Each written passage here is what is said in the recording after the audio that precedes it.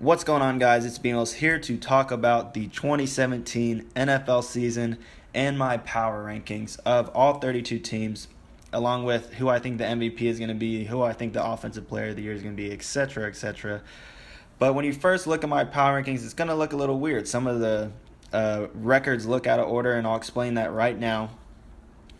I went through each team's schedule, and I got a rough estimate of what their record is going to be based on their schedule, based on where and who they are playing. And I put all those records together, and then I looked and saw who made the playoffs. And the playoff teams are the top 12 teams, and ranks 13 through 32 are ranked in order of their records. And then based on the top 12, I made a bracket, and I figured out who I think is going to end up where in the playoffs.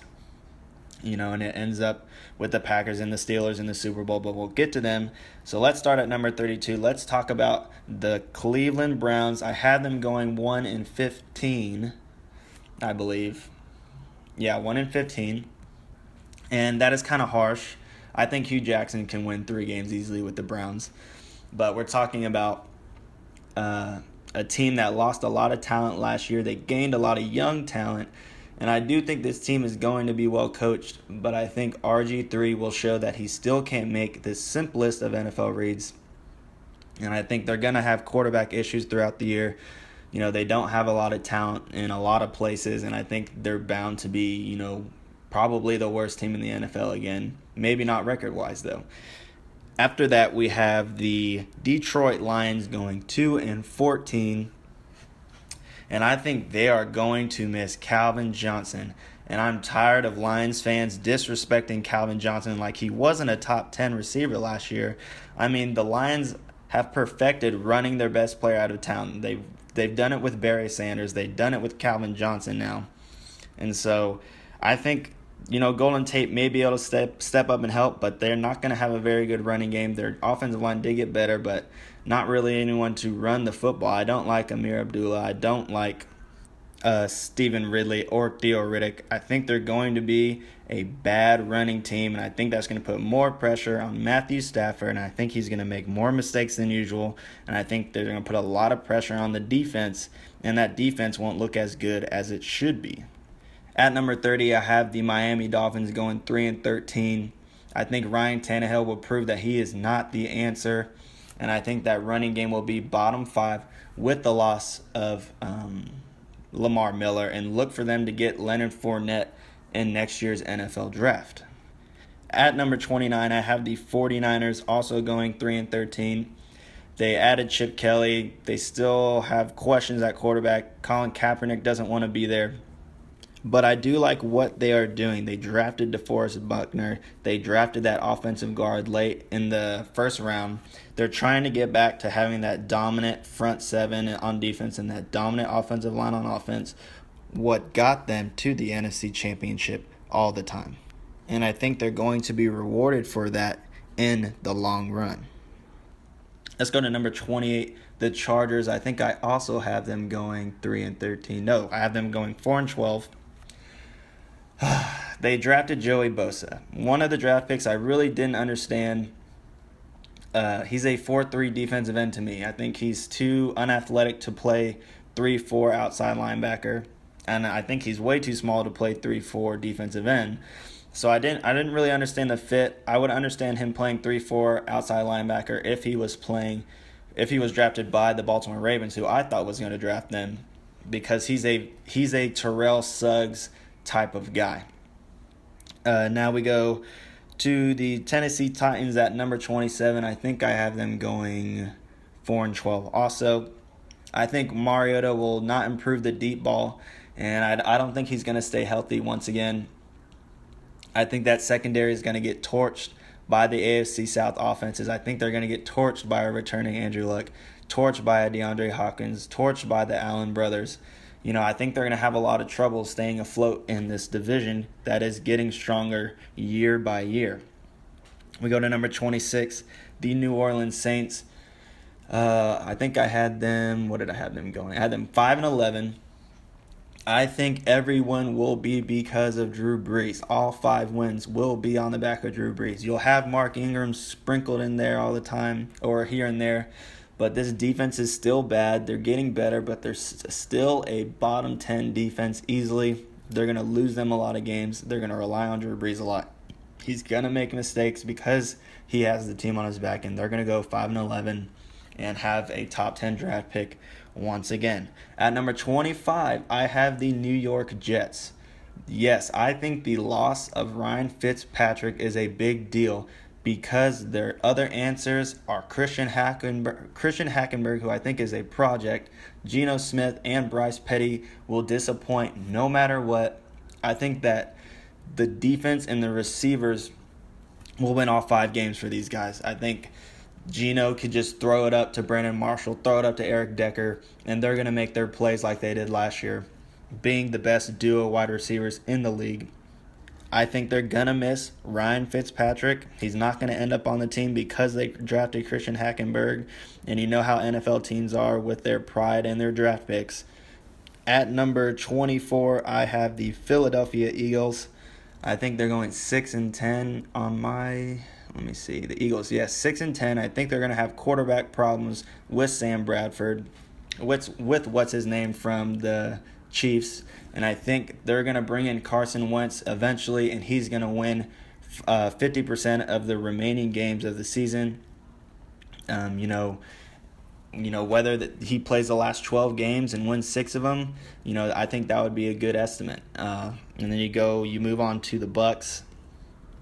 I think that the Bucs are going to go 7-9.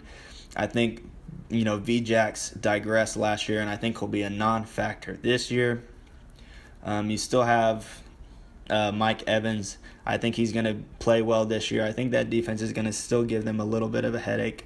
And I think Doug Martin will still be as inconsistent as he was last year. At number 22, I have the Atlanta Falcons going 7-9 as well. They're still going to have a bunch of defensive woes. I don't love their pick of Keanu Neal, the safety out of Florida. I think they left a lot of talent on the board to draft a questionable safety like Keanu Neal, and I don't think this defense is going to get much better. Devontae Freeman and Julio Jones will not be able to carry this team like they did this year.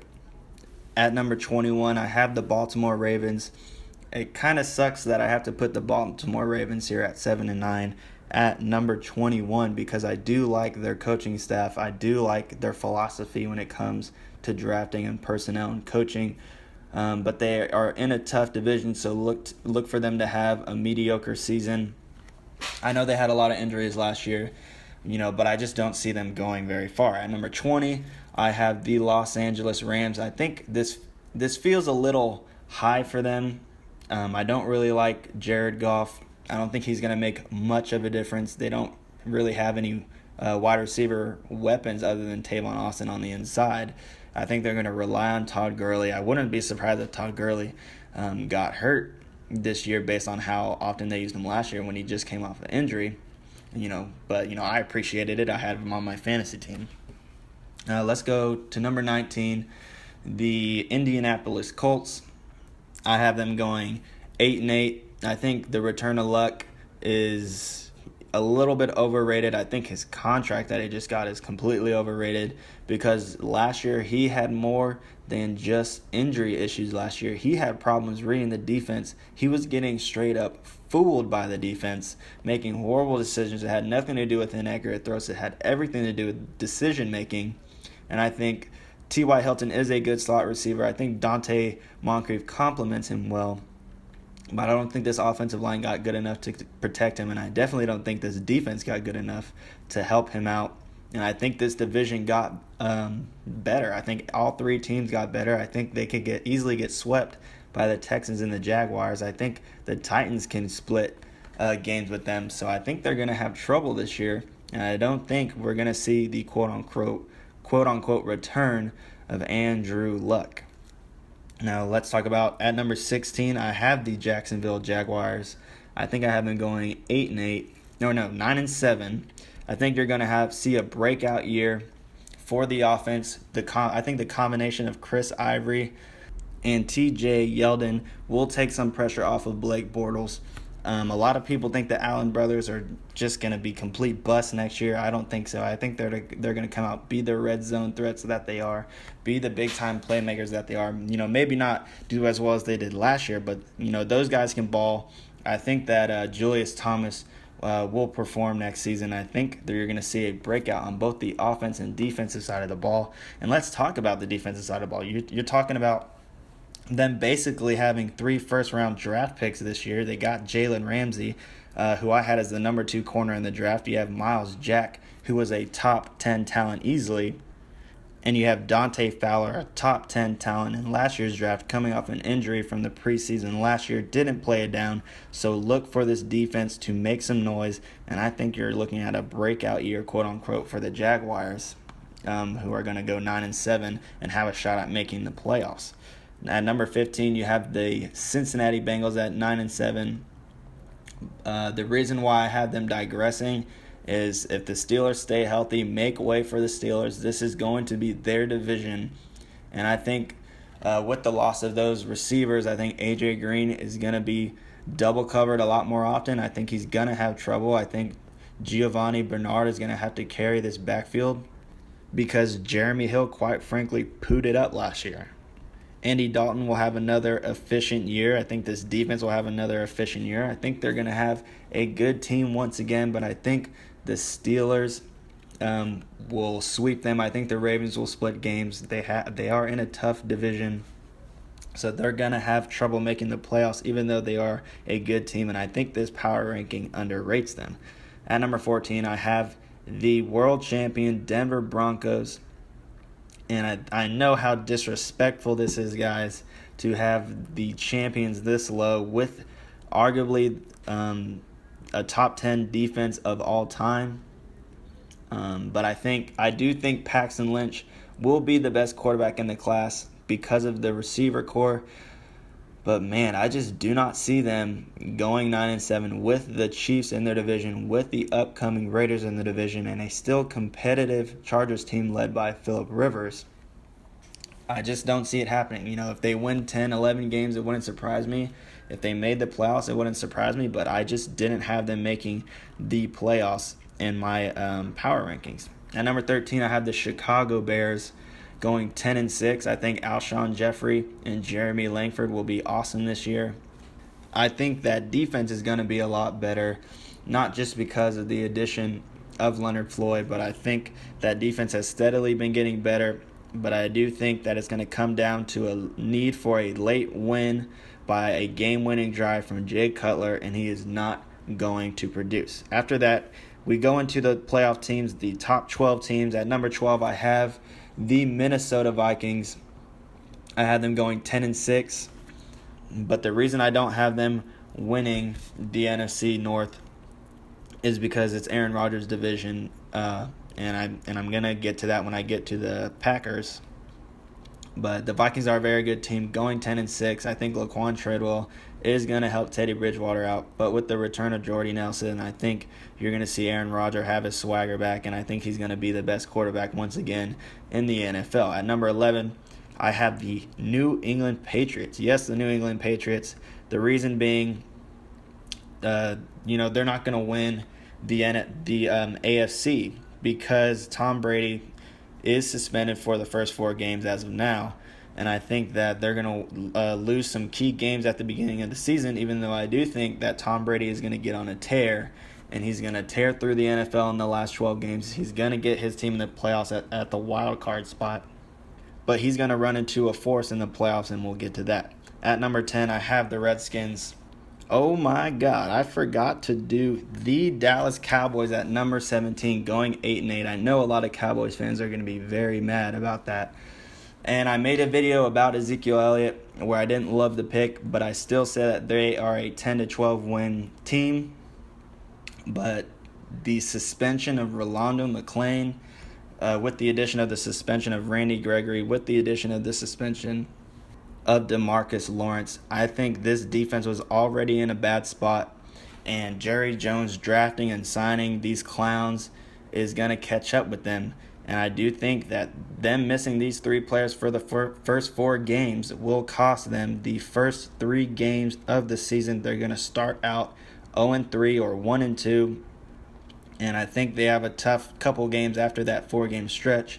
And I think they're not going to be able to catch up with the defense with so many problems in the secondary, on the defensive line, with no pass rush. They're going to go 8-8 or 9-7. I hate to say 8-8 because, they went 8-8 3 out of those 4 years. But, if they still win 10 games, if Tony Romo gets on a tear like 2014, if Zeke, has the best rookie season by a running back ever, I could see them winning 10 games, no problem. But I just don't see it happening with how the Cowboys are built. So back to the Redskins, I only have them going 9-7, barely winning their division only because the Cowboys are gonna lose at least 2 of the first 3 games, and I think those are key games. I do think they're gonna make the playoffs with Kirk Cousins, but in the playoffs, I think that Kirk Cousins is going to be able to prove that he is not worth the money that he's going to ask for in the offseason. After that, I do have the Buffalo Bills. The only reason the Buffalo Bills are at number 9 and not number 11 where the Patriots are is because I have them winning the division. I have them outscoring the Patriots because Tom Brady is going to be out the first 4 games probably. But one thing I want to point out, I think Tyrod Taylor, I think Shady McCoy, I think Sammy Watkins, I think that is one of the next big 3s. I know Shady's a little up there in age. I know Tyrod's up there in age. But I think they can be as big of a big 3 this year as the Cowboys will be this year when it comes to Zeke, Dez, and Tony Romo. So in terms of a big 3, I think they can make some noise offensively. I don't know what Rex Ryan and his brother are going to do with that defense. We'll see. At number 8, I have the Oakland Raiders. Yes, then how about them Raiders? They have an easy first half of the season. They got better, a lot better. They improved more than any team in the offseason, in my opinion, and in the draft. They have a lot of talent. They're led by a young, gutsy quarterback named Derek Carr. They have Michael Crabtree, Amari Cooper. They have a great pass rush now. They replaced Charles Woodson in the secondary. They added Sean Smith. This team is going to be on a tear. I think they're going to go relatively deep in the playoffs as well. At number 7, I have the Seattle Seahawks. I think this year that Russell Wilson is going to solidify his spot as a top 3 quarterback in the NFL. I think their running game will struggle a little bit. I think their offensive line will struggle a little bit. I don't think the receivers will do as well as they did last year. I do think this defense is still going to be stout. But I think problems with the running back, with the wide receivers, with the offensive line is going to hurt them in the playoffs. Let's get to number 6, the Chiefs. I think I had them going 12-4. And the big thing, my first-round pick last year that basically lost me my season almost. Jamal Charles, running back, returning off that knee injury. Still pretty young. Had a long year of rest last year. I think he's going to be back and he's going to tear it up. I think he's going to make everyone on that offense better. I think he's going to help that defense out that's already stout even more. At number 5, I have the Panthers. I have them going 13-3. I think the loss of Josh Norman is going to hurt, but with the way that defenses ran, like the Seattle defensive scheme, that cornerback spot is masked by a cover 3 zone system. They rely on their front 7 to help their secondary make plays. So I don't think Josh Norman is just going to destroy this defense. I think that, the loss of him, might cost them a game or 2, which is why I have them at 13-3. And I don't think Cam Newton will have a season like he did last year. I think that running game will still be stout, and I think that defense will still be top 5. Now yes, I know I'm a Texans fan, and you might say I'm biased. I have the Texans at number 4. But the only reason I have the Texans at number 4 is because in my playoffs, I have the Texans playing the Patriots. And I think that J.J. Watt, Whitney Merciless, I think those boys, that pass rush, that defense is going to get to Tom Brady like the Broncos did last year. I think Tom Brady's going to have trouble. And they also lost, what's-his-name to the Cardinals in that dumb trade for that poo-ass offensive lineman. I don't remember their names right now. But I think it's going to hurt the Patriots. I do like the addition of Martellus Bennett for the Patriots. I do like the addition of Chris Hogan for the Patriots on offense. but that offensive line is still going to hurt, and I think the best defensive player in the NFL right now is going to make them pay for it in the playoffs. At number 3, I have the Cardinals. I have the Cardinals, and I have them going. What do I have them going? 13-3. I think Larry Fitzgerald is finally going to digress, but I think David Johnson will be a top 5 yards from scrimmage running back in the NFL. He's going to make up for Larry Fitzgerald, getting a little old. I think the Honey Badger is going to be a Defensive Player of the Year candidate. I think Patrick Peterson is still going to be on top of their game. I think the addition of Robert Nkemdiche is an absolute steal in the draft, even though he's a clown. I think James Carter calls him Clown Dichi. That shit made me laugh. But at number 2, I have the Steelers. I think the AFC belongs to the Steelers. I think with the return of Antonio Brown, with the return of Le'Veon Bell, they're going to absolutely destroy the AFC. I have them going 14-2. If this team is healthy, they are unstoppable. Now, I think the addition of Artie Burns is going to help. I think he has bust potential just because he's a first-rounder when I don't think he was a first-rounder at all. I had Mackenzie Alexander ahead of him. I think they should have been switched on the draft boards. But I think Artie Burns will help quite a bit. I think they had to reach for a corner because all the corners were going. But I do see the Steelers absolutely dominating the AFC. And then at number 1, I have the Packers beating the Steelers in the Super Bowl. The return of Jordy Nelson, people have no idea how big of a deal Jordy Nelson is to Aaron Rodgers. I think Aaron Rodgers was humbled a little bit last year. I think he thought his shit didn't stink, that he didn't need very good receivers. I mean, for a while he didn't. He showed that, he could make James Jones the biggest red zone threat in the NFL last year, arguably. But as the season waned on, he realized that he did need Jordy Nelson, that Jordy Nelson does help him make the best quarterback in the NFL. Yes, he's the best quarterback in the NFL.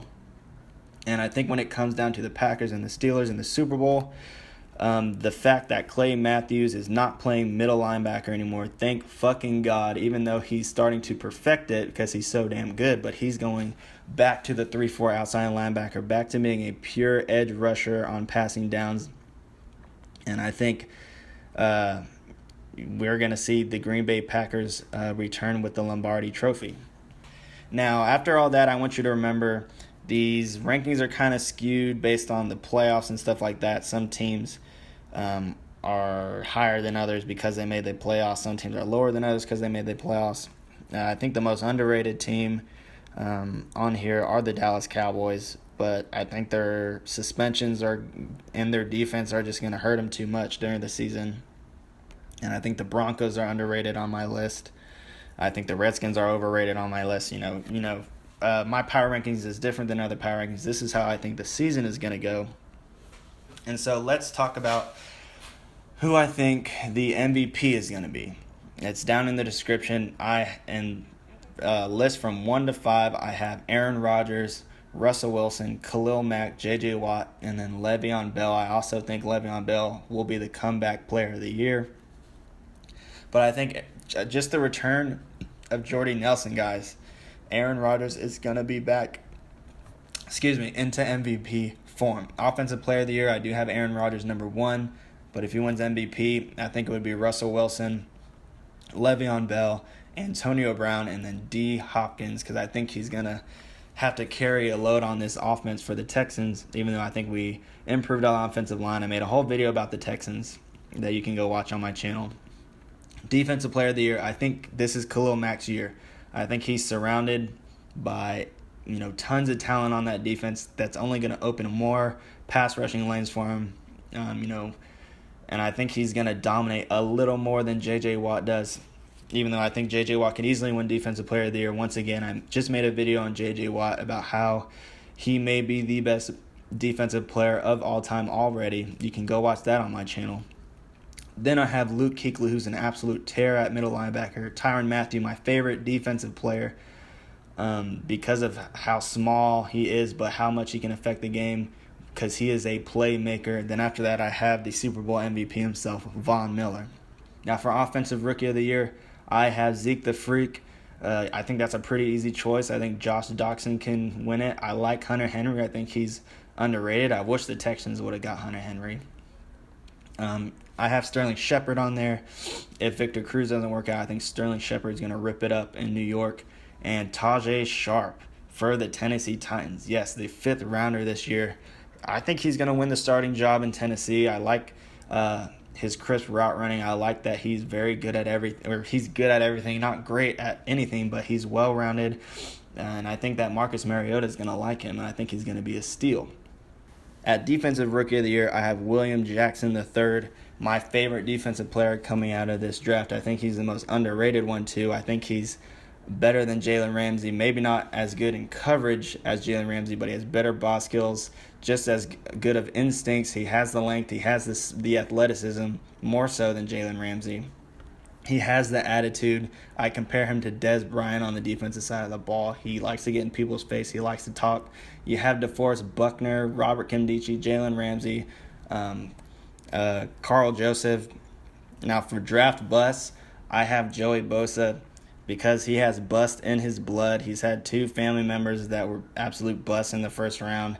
I don't think he fits the system in San Diego unless they plan on changing the system. I have Jack Conklin from the Tennessee Titans just because I think there were 2 tackles better than him that were taken above him, and he's not going to live up to that top 10 draft status. I have Corey Coleman for the Browns, more so because he's kind of small to play outside, and they're going to have him playing outside, and he's not going to have a quarterback. He's going to be another Browns talent that rots because he's in Cleveland, even though I do like Hugh Jackson. I think Hugh Jackson's going to pull him out of this deep hole. I have Artie Burns for the Steelers, only because I don't think he was a first-round corner. I don't think he'll live up to first-round hype. I think he's going to end up being a very good number 2 corner, but I just don't think he's going to live up to that first-round hype, and I don't think he's going to fix that secondary like people may think he will. Then I have Keanu Neal for the Falcons. Safety in the first round. I don't think he's a very good safety, so he has bust written all over it for me just because I don't see him as a first-round safety. Draft steals to me, number 1, Jalen Smith for the Cowboys. I made a video about this, how I don't like the Cowboys draft, but how in the long run I think Jalen Smith is probably going to be the best player out of this draft, maybe with Ezekiel Elliott. So I do think the Cowboys had a good draft. I just don't think it was a win now type of draft, and you can go watch that video. Then I have Robert Nkemdiche as a steal, like James Carter calls him, he clown Dichi, but I do think he's a talent. James Carter doesn't really like Nkemdiche. I like Nkemdiche. A lot of other people love Nkemdiche, and I think he was an absolute steal. Miles Jack for the Jaguars, I talked about him. Mackenzie Alexander, I think, should have been taken by the Steelers in the first round, other than over Artie Burns. And then I have Tajay Sharp, who I've already talked about. So that was a long video. So go ahead and tell me what you guys think in the comments below. Sorry if I missed anybody. Sorry if I missed anything. But I'll talk to you guys next time.